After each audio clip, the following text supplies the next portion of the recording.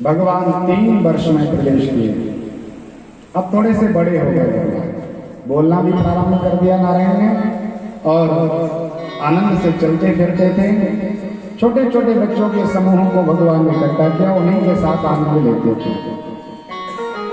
एक बार क्या हुआ, भैया ने अनेक प्रकार के दास दासियों के लिए अन्य कार्यों में लगा दिया, और माँ ने विचार किया कि भगवान की सेवा, लाला की सेवा में अपने हाथों से करूंगी। शास्त्रों का आदेश है कि नन्हे से बालक की, अपने माता पिता की और अपने इष्ट की सेवा अपने स्वयं के हाथों से होनी चाहिए। ऐसा नहीं कि दास दासियों के हाथ में सौंप दो, महाराज मेरे पिताजी की सेवा करना, मेरे बच्चों को देखना, मेरे गुरुजी की सेवा करना, या मेरे मंदिर में पूजा करना। घर के मंदिर की पूजा हो, आपके माता पिता की सेवा हो, आपके इष्ट की सेवा हो, और नन्हे से बालक की सेवा हो, या आपको अपने मन से बड़े भाव से करना चाहिए। तो एकदा गृहदासीषु यशोदा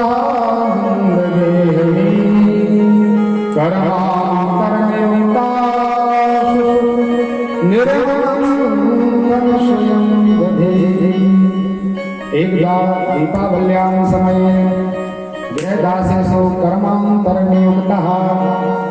मैया ने एक बार दीपावली के समय में अन्य कार्यों में अनेक प्रकार के दास दासियों को लगा दिया, और माँ ने विचार किया कि अब देखिए बहुत सफाई तो डली है, लेकिन जल्दी से दही को मक्के और उसमें से मक्खन निकाल करके कन्हैया को खिला दें, फिर काम देखते रहेंगे।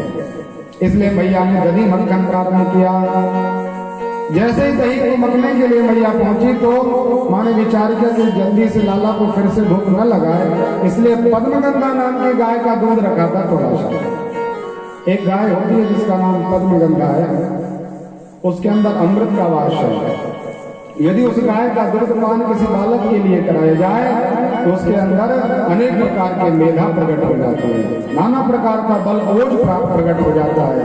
तो महात्मा नंद ने अलग से कन्हैया के लिए वो गाय बुलाई थी। दूध कम निकलता था उसमें, देसी गाय में दूध कम निकलता है, विदेशी जर्सी गाय में ज्यादा निकलता है। फायदा आपको देसी की गाय का दूध ही करेगा। किसी प्रकार के रोगों से यदि आप मुक्ति चाहते हैं तो अपनी देसी गाय की जो नस्ल है उसी के दुग्ध से आपको फायदा होगा। पद्मगंधा नाम की गाय का दुग्ध चूल्हे पर चढ़ा हुआ है, यहाँ मैया ने दही मक्खन प्रारंभ किया है। तो नेत्रों से भगवान का दर्शन कर रही है, हाथ से और शरीर से भगवान की सेवा चल रही है कि उनके निमित्त कोई हो, और उनके हाथों में बहुत चूड़ियां हैं, और दधी मक्खन के समय वो हाथ चल रहा है तो महाराज बड़ा सुंदर मधुर संगीत की तान चल रही है। भैया ने आनंद से भजन प्रारंभ किया और दधी मखना माँ ने प्रारंभ किया। चलते चलते परमात्मा ने विचार किया कि माँ के स्वरूप का दर्शन करें कि माँ कितना हमारे प्रति समर्पित है।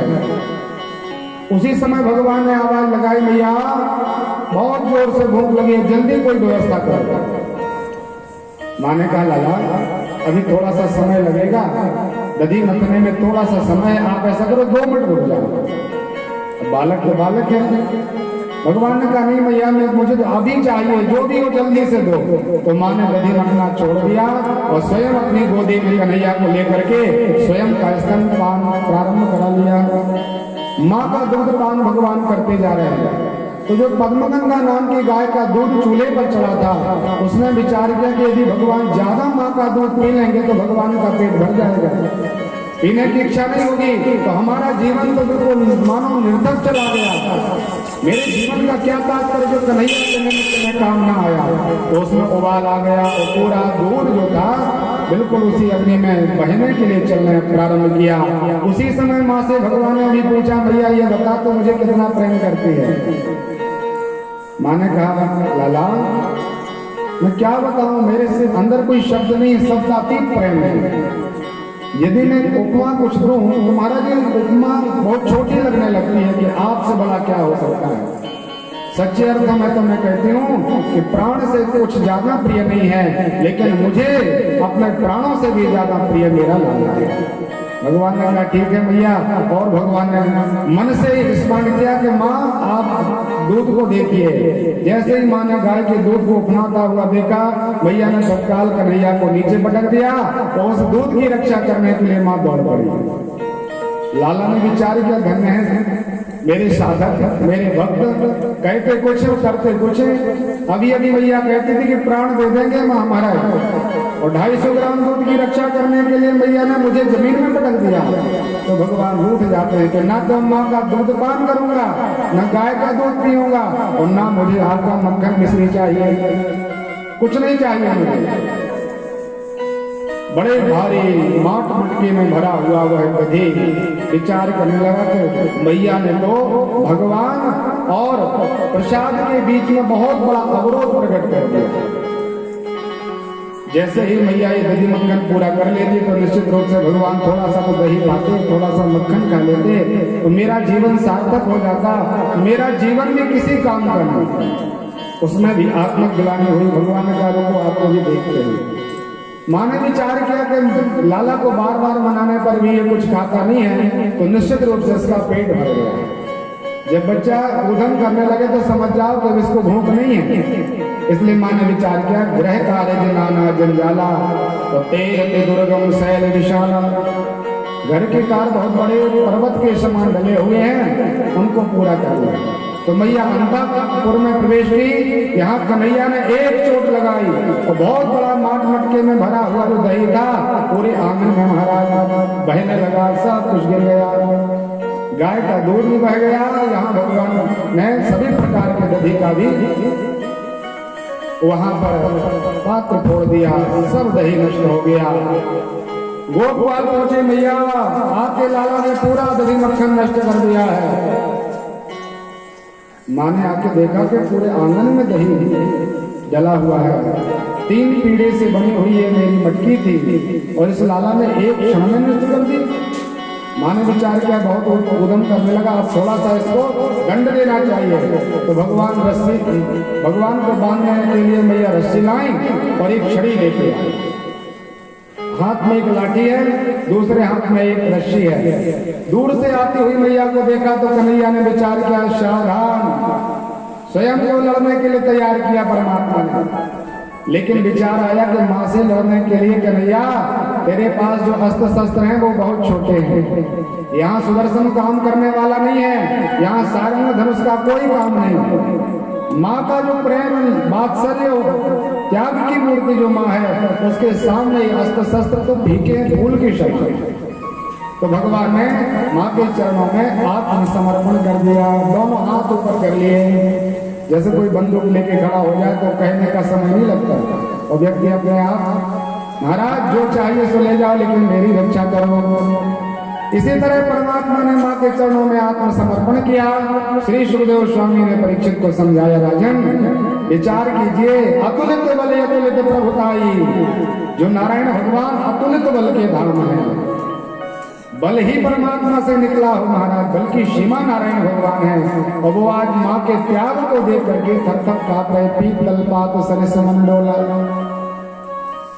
भैया एक बार छोड़ो, अब हम कभी आपको परेशान नहीं करेंगे।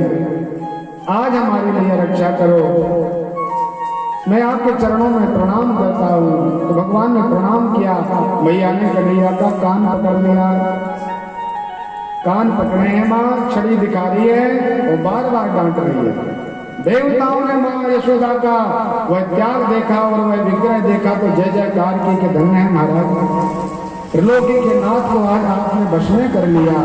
तो भगवान ने विचार किया कि काम बहुत ज्यादा डले हैं और जब बालक उद्यम करने लगे तो उसको बांध देना चाहिए।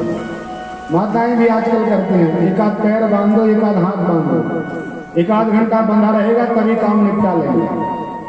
तो यशोदा मैया ने कन्हैया को बांधने का प्रयास किया। महाराज रस्सी लेके आई, एक उखल बंधा हुआ था, भगवान के उदर में पहले से रस्सी बांधने का प्रयास, लेकिन विचार किया कि इसके उदर में रस्सी बांधूंगी भाग न जाए, तो उखल में रस्सी लपेट के, बहुत बड़ी उखल है वो खिसकने वाली है नहीं, लाला छोटा सा है।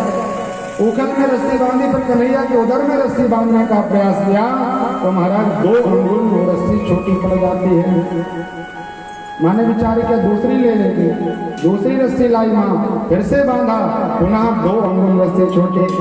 और करते करते यशोदा मैया ने घर की जितनी रस्सियां थी सभी प्रकार के रस्सियों को एकत्रित किया और उनको इकट्ठा करके भगवान को बांधने का प्रयास किया। लेकिन परीक्षित केवल 2 अंगुल ही रस्सी कम पड़ती है।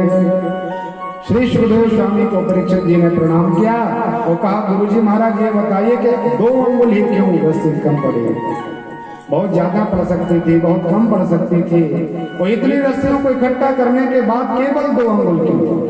तो श्री सुखदेव स्वामी ने परीक्षित को समझाया, राजन भगवान त्रिगुणातीत है, सत रज और तम 3 प्रकार की प्रकृति है। सत्वम रजस तमश्चैव। जब तक अपने अंदर तमरूपी अहंकार रहता है, अनेक प्रकार के वाम मार्गी भक्ति के द्वारा भगवान को कोई भजता है तो भगवान प्रसन्न नहीं होते। वेद विरुद्ध भक्ति करोगे तो परमात्मा की कृपा नहीं होगी। दूसरा राजसी तत्व है। यदि आप चाहेंगे कि हमारा इतना बड़ा वैभव है, इतने हमारे नौकर चाकर हैं, इतनी संपदा है हमारी, और उस विशाल वैभव के साथ अभिमान बस यदि आप परमात्मा का पूजन करोगे तो फिर भी परमात्मा प्राप्त नहीं होंगे। जब तम और रजरूपी अहंकार आपका नष्ट हो जाता है और केवल आप सत्य में प्रतिष्ठित हो जाते हैं तो परमात्मा को शीघ्रता से व्यक्ति प्राप्त कर लेता है। जब तक व्यक्ति इन 2 गुणों का त्याग नहीं करेगा तो भगवान को पकड़ नहीं पाएगा। श्री सुखदेव स्वामी ने कहा, परीक्षित कोई ऐसा हो जाता है संसार में भक्त कि वह केवल भाग्य के ऊपर टिका रहता है। महाराज पुरुषार्थ क्या करें, अब भाग्य में नहीं लिखा तो कैसे क्या कुछ प्राप्त हो सकता है। और बहुत ज्यादा भाग्यवादी हो जाता है वह व्यक्ति। और कोई ऐसा रहता है कि बिल्कुल भी भाग्य को नहीं मानता, केवल कर्म की प्रधानता में रहता है। वो कहता है कि महाराज जो कर लोगे सो मिल जाएगा, और यदि काम नहीं करोगे तो आपको घर देने के लिए कोई आने वाला नहीं है। उद्यमेन ही सिद्ध्यन्ति कार्याणि च मनोरथ नाहि सुप्रस्य सिंहस्य च प्रवशन्ति मुखे मृदा। यदि आप कोई उद्योग ना करें और घर में लेटे रहे, मुंह खोलने और कहें महाराज हमें तो भगवान भोजन खिला देंगे, तो जंगल में लेटे हुए शेर के लिए कोई आता नहीं है शिकारी, महाराज हमारा शिकार कर लीजिए। उसको उठ के जाना पड़ता है, प्रयास करना पड़ता है, बल लगाना पड़ता है, तब कहीं उसको वह भोजन प्राप्त होता है। तो बहुत ज्यादा भाग्यवादी बन जाना या अधिक आप कर्मवादी बन जाए तो महाराज परमात्मा की कृपा नहीं होगी। दोनों का समुच्चय होना चाहिए, दोनों का मेल हो जाए तो आपको परमात्मा की कृपा होती है और निश्चित रूप से आप सफल हो जाओगे। किसी भी कार्य की सिद्धि के लिए एक तो आपका भाग्य साथ दे और ऊपर से आपका थोड़ा सा पुरुषार्थ। महात्मा सुखदेव स्वामी ने परीक्षित को समझाया, राजन ऐसे हजारों उदाहरण हैं कि केवल पुरुषार्थ करने वाला कभी सफल नहीं होता। भगवान की कृपा जब तक नहीं उसमें होती तब तक व्यक्ति उस कार्य में सफल नहीं हो पाया। विश्वामित्र महामुनि ज्ञानी, महात्मा विश्वामित्र बड़े ज्ञानी थे, अनेक प्रकार का ज्ञान था, कर्मकांड के आचार्य थे महात्मा विश्वामित्र जी, और उस दिव्य तत्व को धारण करके भी कभी उनका यज्ञ सफल नहीं हुआ क्योंकि भगवान की कृपा उनके साथ नहीं थी। और जब राम की कृपा साथ में हुई और ज्ञान उनका कार्य किया तो महाराज सभी प्रकार के यज्ञ सफल हो गए। कृपा बहुत जरूरी है। इसलिए मैया ने विचार किया कि हम कितना भी पुरुषार्थ करें, कुछ भी करें, लेकिन सफलता तब प्राप्त होगी जब नारायण के पाद पद्मों में समर्पण हो जाएगा। मैया ने विचार किया इसको बांधना बड़ा कठिन है, कन्हैया अब मेरा कोई सामर्थ्य नहीं, और शरीर का जो बल था, बोल वृंदावन बिहारी लाल की जय हो। मैया के जो शरीर का बल था वो शरीर में पसीना बहने लगा, मैया का अभिमान नष्ट हो गया तो तत्काल परमात्मा उस रस्सी में बन जाते हैं। नारायण भगवान के उदर में जब दाम रस्सी बांधी गई तो भगवान का नाम दामोदर हो गया। बोलिए दामोदर भगवान की जय। दाम के साथ उधर का पड़ जाना, दामोदर भगवान का नाम रखा गया। मैया ने रस्सी से बांध दिया। यहाँ चल करके मैया तो आनंद से गृह कार्य में निमग्न है। दूर से बलदाऊ जी ने देखा कि देखिए भगवान को आज बांध दिया है।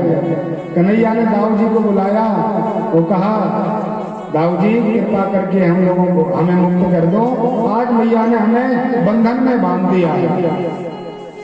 दाऊ जी ने कहा कन्हैया मैं छोड़ दूंगा तो मुझे भी बंधना पड़ेगा। मां विचार करने लगेगी ये तो पक्षपात करने लगा, इसलिए मैं ये नहीं कर सकता। परमात्मा ने विचार किया अच्छा है मुझे भी ये कार्य करना है। और नारायण भगवान को याद आया, बंधे हुए ऊखल में भगवान ने विचार किया कि यमलार्जुन के जो दो वृक्ष हैं उनका उद्धार करना है। नारद जी ने आशीर्वाद दिया है, इसलिए गोविंद ने ऊखल को खिसकाना प्रारंभ किया। खिसकाते खिसकाते परमात्मा यमलार्जुन वृक्ष के पीछे पहुंच चुके। चारों तरफ देखा कि कोई देख तो नहीं रहा। भगवान विचार करते कोई भी कार्य करें, और मेरे जो नन्हे नन्हे से मित्र हैं वो कहते जाते मैया तेरे लाला ने आज ऐसा कर दिया, तेरे कृष्ण ने आज ये काम कर दिया। इसलिए भगवान ने विचार किया किसी को समाचार नहीं होना चाहिए, कुछ कुछ ऐसी क्रियाएं और लीलाएं हो जाएं जो गुप्त रहे। इसलिए भगवान ने चारों तरफ देखा, कोई दिखाई नहीं दिया। भगवान ने एक झटका लगाया और यमलार्जुन के जो बड़े बड़े विशाल काय वृक्ष थे धराशायी हो जाते हैं। दोनों वृक्ष धरती पर गिर पड़े और उनमें से एक एक पुरुष का जन्म हुआ। दोनों पुरुष हाथ जोड़ करके परमात्मा से सुंदर स्तुति करने लगे। प्रभु बड़ा लंबा समय हो गया, 4 युग बीत गए महाराज, इस जड़ योनि में डले हुए आज आपकी कृपा हुई है। आपने बड़ी कृपा की महाराज। कृष्ण कृष्ण महायोगम त्वामाद्य पुरुषा परम व्यक्ताव्यक्तमिदं विश्वं रूपं ते ब्राह्मणो। हे गोविंद हे नारायण, आज आपकी कृपा से हम मुक्त हुए। भगवान की 4 परिक्रमा लगाई उन पुरुषों ने और वह परम पद पर प्रतिष्ठित हुए। श्री सुखदेव स्वामी ने महात्मा परीक्षित के लिए जब ये कथा सुनाई तो प्रश्न कर दिया, महाराज जी आप ये बता दीजिए कि ये वृक्ष योनि में पड़े हुए कौन थे, कब से ये वृक्ष योनि में पड़े थे और क्या अपराध किया था महाराज इन लोगों ने जिनको जड़ योनि प्राप्त हुई। भगवान शुकाचार्य जी महाराज बड़े प्रसन्न हुए और समझाया, राजन रुद्रश्यानुचरो भूत्वा साधक्यो धनवात्मयो कैलाशे पावने रम्ये मंदाकिन्यां महोत्तये। भगवान शिव के कोई सखा, शिव जी के सखा भगवान कैलाश पर्वत पर बाबा का डेरा है। मंदाकिनी मैया वहां से प्रवाहवान है। तो भगवान शिव जी के सखा का नाम है कुबेर जी। कुबेर के 2 बालक हैं, नाम है नल कुबर और मणिग्रीव। परमात्मा के संसार की संपत्ति नारायण भगवान ने शिव जी को प्रदान कर दी। बाबा आप जानिए संपूर्ण धराधाम की और त्रिभुवन की जो संपदा है तो भगवान शिव को प्राप्त हो गई। तो बाबा ने विचार किया संपत्ति में फंस जाएंगे महाराज तो फिर भगवान का भजन बड़ा मुश्किल है। तो परमात्मा करते भी नहीं, जब अपन भक्ति तरफ आगे बढ़े तो खिलौना भी डालते जाते हैं। जब बच्चा छोटा सा हो और रोने लगे तो मैया क्या कहती है, कभी खिलौना पकड़ा देगी, कभी कुछ पकड़ा देगी कि बालक कुछ तो रुक जाए। आजकल मोबाइल ज्यादा पकड़ा देते हैं। करते करते क्या हुआ कि भगवान भी लोभ देते हैं। जब अपन भक्ति में अग्रसर होते हैं तो भगवान लोभ डालते जाते हैं, आज ये दे दिया कल वो दे दिया। और ऐसे करते करते महाराज हम सब उसी मोह में फंस जाते हैं, उसी संपत्ति के रह जाते हैं और जो तत्व प्राप्त करने का अपना साधन है वो भगवान से अपन विमुख हो जाते हैं। तो भगवान शिव तो बड़े योगीश्वर हैं, श्रद्धा विश्वास के प्रतीक भगवान शिव हैं। सुमित्र भुवन गुरु वेद बखाना भगवान शिव जी त्रिभुवन पति है, त्रिभुवन गुरु है। तो इन्होंने विचार किया एक मुनिम रख लिया जाए और वही सब लेखा जोखा देखेगा। तो भगवान शिव ने कुबेर जी के लिए साफ सौंप दिया कि महाराज जो जैसा कार्य करे सो बांटते रहना, मुझसे पूछना ताछना कुछ भी नहीं, मैं भगवान का नाम लूंगा। भगवान राम के नाम में निलग्न थे। यहाँ कुबेर के बेटों ने थोड़ा सा अभिमान किया कि देखिए हमारे पिताजी धनाध्यक्ष हैं, धन के अध्यक्ष हैं और हमारे पास इतनी संपत्ति है। तो संत कहते हैं महाराज कि जो बहुत बड़ा धनवान हो जाए उसमें अपने आप 14 अवगुण आ जाते हैं। कितना भी कोई सत्कर्मी हो, धन यदि वृद्धि होगी तो 14 अवगुण अवश्य आ जाएंगे। पुराणों का आदेश है। किसी पर विश्वास न करना, भय में रहना, अनेक प्रकार से कपट करना, नाना प्रकार से हिंसक हो जाना, मद्यपान, सुरापान, व्यभिचार आदि बड़े बड़े कार्यों से अंदर आ जाते हैं। और ऐसा नियम ये कि जो जितनी गद्दी ऊपर होगी उतना गिरा हुआ होगा। ऊंच निवास नीच करती थी।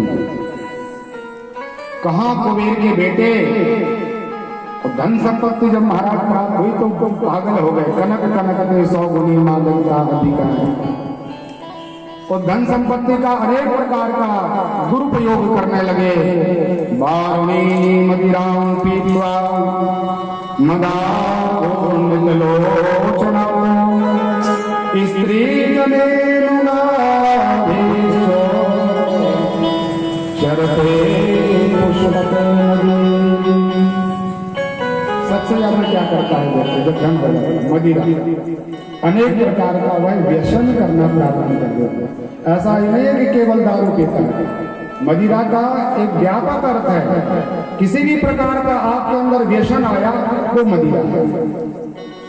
और नाना प्रकार के व्यसन करके महाराज इनके जो नेत्र थे वो लाल लाल होने लगे। स्त्रियों को इकट्ठा किया। बहुत ज्यादा व्यक्ति चरित्र से भी गिर जाता है जब उसके पास धन संपत्ति आती है तो चरित्र उसका बच नहीं पाता।